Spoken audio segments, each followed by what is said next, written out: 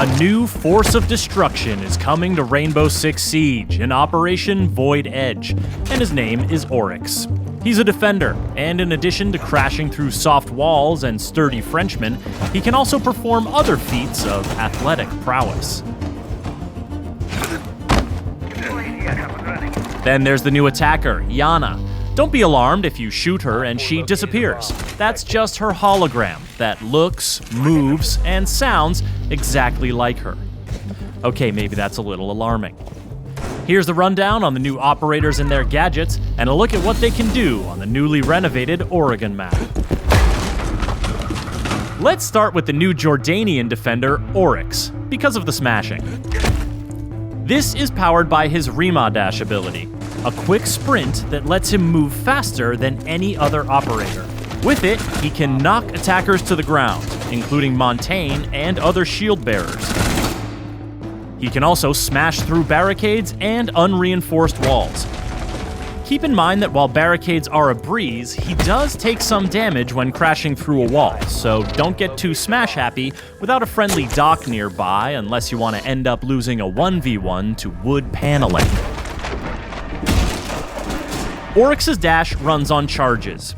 He can use them rapidly to dash a few times in a row, but they take time to replenish, and they reset to 0 when you bust through a wall. Gridlock's track stingers and Nomad's air jabs can interrupt his dash, and it takes a moment for him to get his gun back up after dashing. Plus, Oryx's footsteps aren't exactly subtle when he dashes. His ability is more about speed and strength.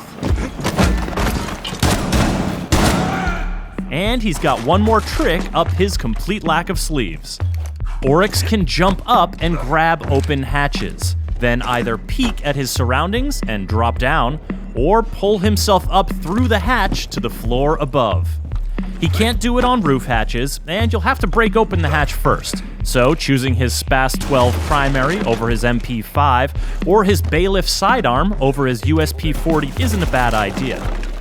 But his climbing ability is independent of his Rima dash charges, so you can use these two skills in tandem. This makes Oryx a dangerous new defender who will have attackers looking over their shoulders and wondering where he'll show up next. Operation Void Edge is also bringing the attackers their own deceptive new threat, even though it's something that can't hurt the defenders at all. This is the new Dutch operator, Iana, and this is her hologram. Using her Gemini replicator gadget, Iana creates and controls a hologram that looks like her, including her headgear, uniform, and primary weapon skin.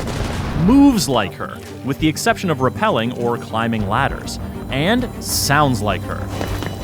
While it can't deal damage to enemies or physical objects, it can have serious effects on the defender's survivability. In addition to scouting traps, but not triggering them, Iana can make defenders think she is breathing down their necks, and bait them into throwing their C4, or dupe Smoke or Goyo into triggering their gadgets prematurely.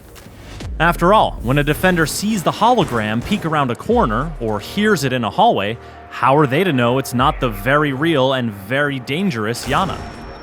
Convincing as it is, the hologram is fragile. One bullet will destroy it, as will electricity or mute jammers. Maestro's evil eyes can zap it as well, and they can detect it's a hologram by the telltale lack of warm body glow. Shooting Iana's hologram does not result in a location ping, as with Alibi's Prisma holograms, and it can't ping locations, scan enemies, or see Vigil when he's using his cloaking device. Plus, Iana can't move while her hologram is active, so defenders are temporarily safe from her ARX-200 or G36C primary weapon, or her MK1 9mm sidearm. But she doesn't just have one hologram. The cooldown period is longer if it's destroyed than if she deactivates it, but her hologram will always recharge. Whether she's using it to run solo misdirection plays, or conspiring with teammates in a coordinated push, Iana's deceptions can have deadly consequences. There used to be an exterior door here, on the dining hall bomb site on the Oregon map, but it's been removed as part of some key renovations to rework the map. The nearby small office tower has been expanded on both levels, giving defenders more room to work with when keeping attackers at bay. The basement area has also grown, with the dorm stairs now extending down one level and connecting through a new freezer section to the old basement. Operators looking to traverse the attic connector above the meeting hall will have more options, including a redesigned floor plan near the master bedroom and a new exterior second floor window, but the ladder to the first floor has been removed. You'll also find a new hallway connecting the big tower directly to the kitchen, allowing you to bypass the meeting room entirely. Operation Void Edge is also bringing some impactful gameplay updates that you'll want to know about. Changes to barricade damage will make breaking boards more consistent and less obstructive. Attacker drones will now spawn on the same side of the building as the attacker's first spawn location choice, and the player hub will be revamped for improved navigation. These updates, as well as the Oregon map rework, will be free for all players when Operation Void Edge launches. The new operators, Oryx and Iana, will be available at launch for Year 5 pass owners, and everyone else can unlock them a week later using Renown or R6 credits. For more on Rainbow Six Siege, subscribe to our YouTube channel and visit us at news.ubisoft.com. Spotted. Fires 10 rounds. Friendly's victorious. Hostiles eliminated.